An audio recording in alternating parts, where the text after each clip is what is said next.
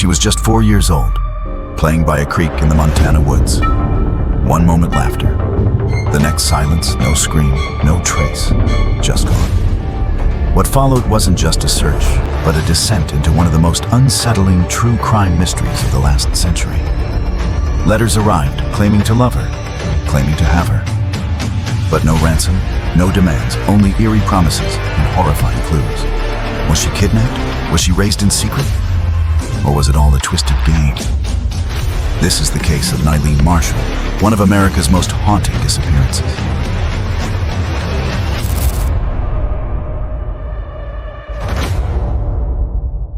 It was supposed to be a joyful day in Montana, a family picnic. Laughter near a shallow creek, warm sunshine, and children chasing frogs along the water. But by the end of the day, only one question remained. Where is Nyleen Marshall, a 4-year-old girl gone without a trace? And for over 4 decades, that question still haunts the Alhorn Mountains, June 25th, 1983. Helena National Forest. The Capital City Radio Club was gathered near Warm Springs Creek Road. Families and friends enjoying the fresh air. The kind of place where bad things are not supposed to happen. Nyleen was one of the children playing near the creek. Her parents were nearby, her siblings too. When the kids came back from the water, Nyleen was not among them. No one knew where she had gone. Some said she was last seen sitting on rocks by the water. Some said she had followed 2 other children. Others remembered a man in a purple jogging suit. He had come out from behind the trees. He had walked directly toward Nyleen. One child heard her say, "My brother can run faster than you," and then nothing. The man, the girl, both gone. The screams did not come. No alarm was raised. Just silence. The adults began calling her name. They searched the area. They followed the creek. But Nyleen was gone. Completely, utterly gone. The panic grew fast. Authorities were called in. The Jefferson County Sheriff requested help. Search and rescue crews from Lewis and Clark County were brought in. Helicopters equipped with infrared sensors scanned the trees and ridges. Nearly 3,000 searches would be launched. Thousands of volunteers, many from the family's church. People who had never met Nyleen. Still they came. They combed through the woods. They dug through brush. Divers searched mine shafts. Ponds were drained. Nothing. Not a single shoe, not a piece of clothing, no broken branch, no cry, nothing. Nyleen had been barefoot. She disliked walking without shoes. She was only 4. It was unthinkable that she had walked miles through the wilderness. Her description was everywhere. 3 feet 2 inches tall, 29 pounds, brown hair, blue eyes, dimples on both cheeks, a small mole above her left eyebrow. She was wearing a yellow shirt and short, but despite the posters, despite the helicopters, despite the dogs and the prayers, Nyleen had vanished. Cold rain slowed the search. Rough terrain made things worse. After day 5, rescue members began to lose hope. They feared animals, exposure, or worse. Still, they searched, and then a whisper, a rumor, a witness. 2 girls said they had seen a man approach Nyleen. He was not part of the picnic group. He wore a purple jogging suit. He came out from the trees. They said Nyleen had spoken to him. One child said the man told Nyleen to follow a shadow. Another said she saw Nyleen standing near him. Then both were gone. The most chilling detail: these children told their stories separately. They had not spoken to each other. The descriptions matched, the details aligned. Was this a case of abduction? The search shifted. FBI agents joined the investigation. Flyers were spread across the country. Tips came in from dozens of states. None panned out. There was no ransom note. No contact until 2 years later. In November 1985, a call came in. An anonymous caller told Child Find that he had taken Nyleen, that she was alive. He said he loved her, that she was happy, that she laughed when he made jokes, that she hugged him for no reason. He said he had taken her in, that he taught her at home, that she traveled with him, that she smiled, that she was safe. The letter that followed was worse. He described her new life, called her Kay, said she was clean, well-fed. But there were also dark lines, hints of abuse, descriptions of actions no child should endure. He said he loved her, but he said too much, too clearly. The FBI traced the call to Madison, Wisconsin. 3 more letters followed, then silence. Investigators searched the area. They found the phone booth, but no man, no girl, no car, only empty space. The letters had referred to trips across the country: San Francisco, Chicago, Canada, Britain. He said they went everywhere, that no one questioned passports, that she had grown, that she was safe, that he could not let her go. Was he telling the truth, or was it a cruel hoax? Could a man really keep a child, hidden for years? Nyleen's family did not stop. In 1989, a man confessed, Richard Wilson. On probation for assault, he said he had killed Nyleen, but he gave no details, no map, no body, no evidence. He changed his story. He recanted. He was released. Another dead end. Then another twist. In 1995, Nyleen's mother Nancy traveled to Mexico. She was found dead, her hands tied behind her back. She had been beaten. Officials ruled it suicide. Her husband disagreed. Her family disagreed. But to bring her body home, they chose silence. A decade passed. An episode of Unsolved Mysteries aired. A nurse in New Orleans came forward. She had met a woman named Helena. Helena was vague, unsure of her past, unsure of her name. She thought her mother's name was Nile. She left the hospital before staff could get answers. DNA was taken, compared. It was not Nyleen. Another false hope. Another heartbreak. More time passed. A man walked into a sheriff's office. Said he knew something he did not. A bag of letters appeared in Indiana, postmarked from Ohio. They referenced Nyleen, another lead, another ghost. 40 years later. No sign of Nyleen, no trace, no answer, only a hollow space in the woods where a child once laughed, where a family still waits, where a name still echoes through the trees. Some believe Nyleen died that day, that she fell, that the elements claimed her. Others believe she was taken, that a stranger watched from the trees, that he waited for the right moment, that he planned it, that he followed her, that he had done this before. Was it random? Was it planned? Why? Nyleen, why that day? Why in a place where people were watching? Some said the man was part of the group. Others said he was a drifter. Some said he had tried to talk to children before. That he was strange, that he lingered, that he asked questions, that he watched too long. Was he ever questioned? Was he ever found? If he took Nyleen, where did he go? Did he drive away? Did he carry her through the woods? Why leave no trail, no scream, no sound? Why no broken branch? Why no clothing dropped? Did she go willingly? Was she tricked? Did she believe he was a friend? Someone from the group? Did he lie? Did he say he knew her family? Did he promise Candy a puppy? Did he say her mother was hurt? That she needed help, that they had to go? No one knows. What is known is this. A girl vanished, a town searched, a nation listened. But no one saw her again. The voice on the phone, the letters in the mail, they felt real, too real. The man who claimed to have her, he knew things. He said her nickname. He described her height. He knew her face. He said she liked to giggle, that she brushed her teeth, that she read books, that she had traveled the world, that he loved her, but that he had hurt her too. His words were twisted, caring, then cruel, affectionate, then monstrous. He said he never molested her, but then described acts no child should endure. Was it guilt or bragging? Did he want to be caught, or did he want to scare? Was he sick or evil, or both? Investigators traced the letters. They traced the calls. They found nothing. The trail went cold, then came more sightings. A woman in a hospital, a girl in a store, a teenager at a concert, a child in a photo. They all looked like Nyleen. None of them were her, and still, the letters haunted those who read them. The words, the images, the voice always calm, always confident, always claiming to love her.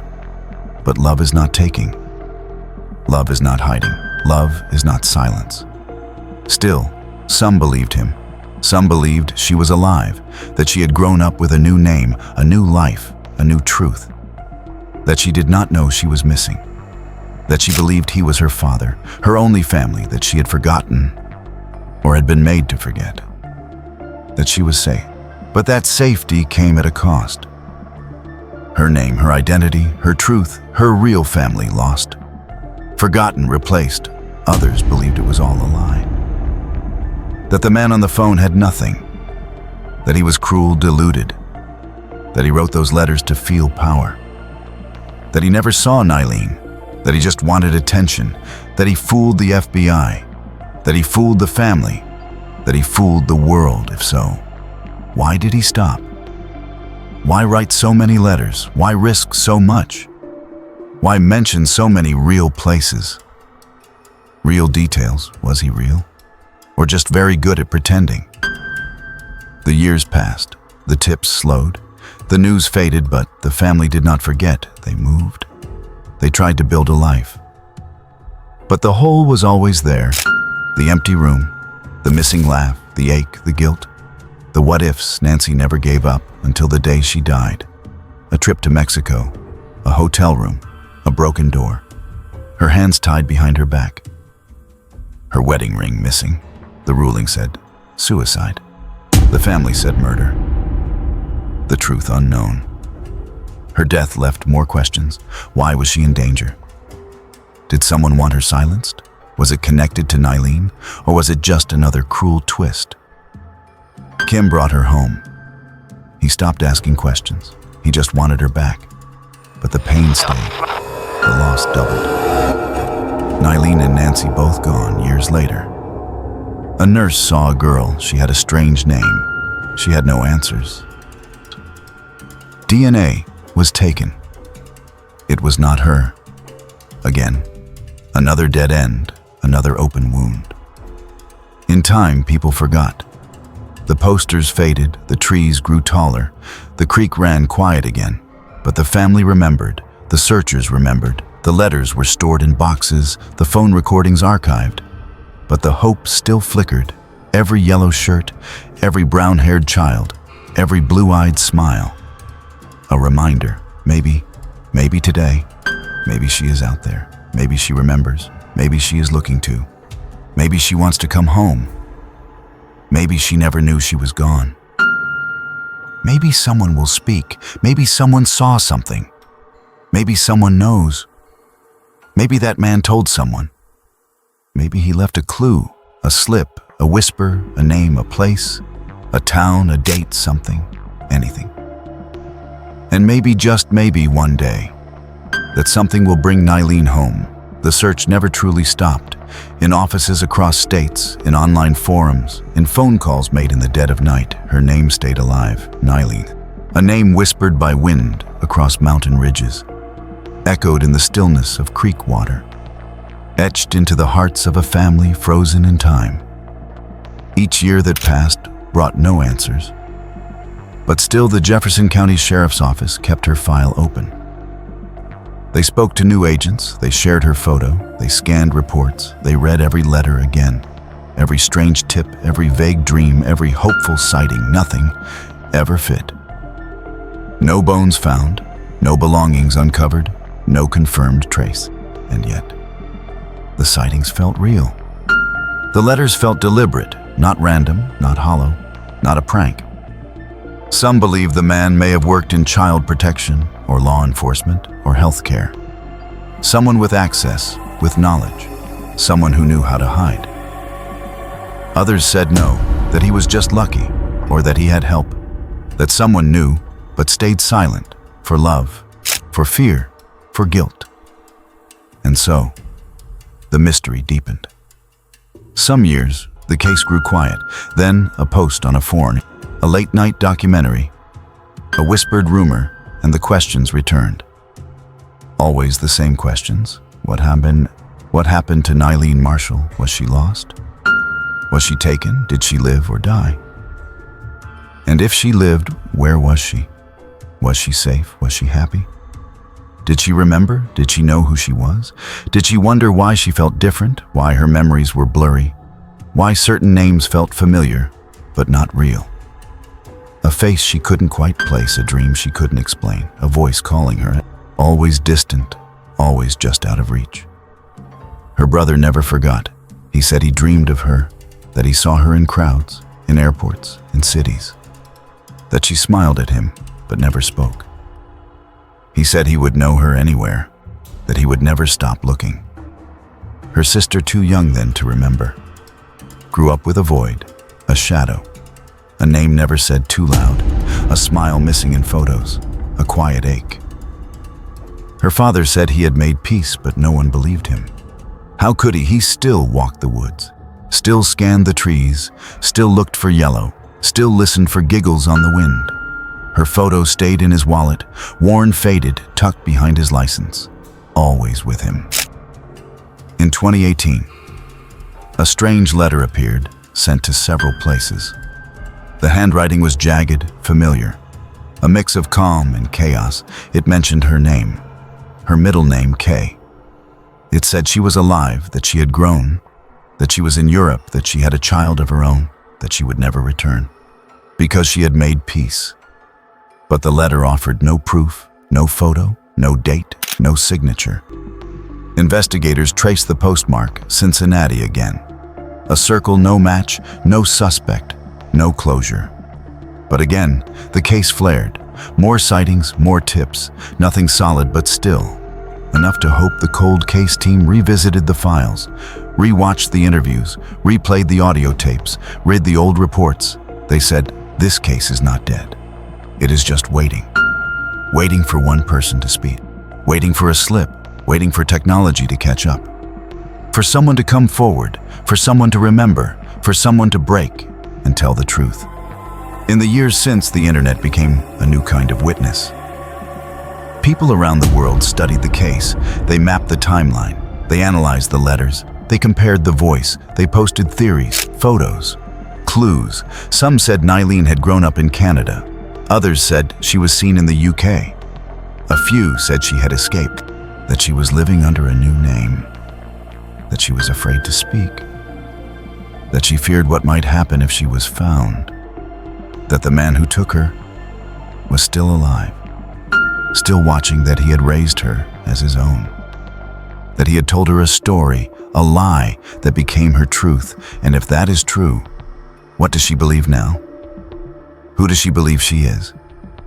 Does she remember the creek, the trees, the picnic? Her mother's voice, her father's smile, her brother's laugh, or has it all vanished like a dream on waking? Some believe she is still out there. Some believe she is gone. But all agree that she is not forgotten. Nyleen, 4 years old, yellow shirt, blue eyes, barefoot, lost in the trees, or taken by a stranger.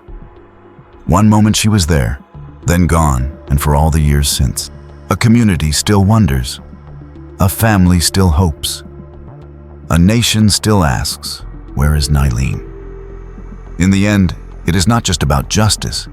It is about memory. It is about truth, about a girl who vanished into the wilderness or into the arms of someone who believed she could be theirs. Her story became legend, a story told to warn, to grieve, to keep searching. A story that sparked countless other searches and raised countless questions. Could this happen again? Could someone vanish today and be hidden so well? Could someone raise a stolen child and never be found? Would the child even know? Would she feel something missing, a tug in the heart, a name she can't forget, a face that visits her dreams? These are the questions that haunt those who remember her. Detectives have said, it only takes one tip, one slip, one new voice, a single moment that can change everything. And so they wait, Files in drawers, maps on walls, threads on forums, photos on bulletin boards. Faces that age with time, smiles that grow old on paper. But for her parents, she is still 4. Still barefoot, still laughing near the creek, still reaching for frogs, still calling to her siblings, still calling home. Her mother's grave bears her name, a name carved in stone, but with no date to end it, because the story never ended. Not really. Her family moved forward, but never moved on. The search never ended, the hurt never healed, the questions never faded, and for those who knew her, she remains as real now as she was on that warm summer day. The search for Nyleen has now lasted decades. It has crossed state lines, it has crossed oceans, it has crossed generations, but it has never crossed the line into forgetting. That is what matters now, that we remember, that we ask again. Where is Nyleen? Could she be watching? Could she be wondering? Could she be near? If you are Nyleen, or if you know someone who might be, ask yourself, what do you remember? What dreams don't make sense? What name calls to you in quiet moments? What photo feels too familiar? What story feels unfinished? You have the right to know. The truth is still waiting, and so are we. And if you are the one who knows, the one who saw, the one who heard, the one who stayed silent, maybe now is the time to speak, to tell, to finish what began. On June 25, 1983, in the forest, near the water, near the children, where Nyleen laughed and then was gone. The world has changed, but her story has not. The hope remains, the question echoes, where is she? What happened?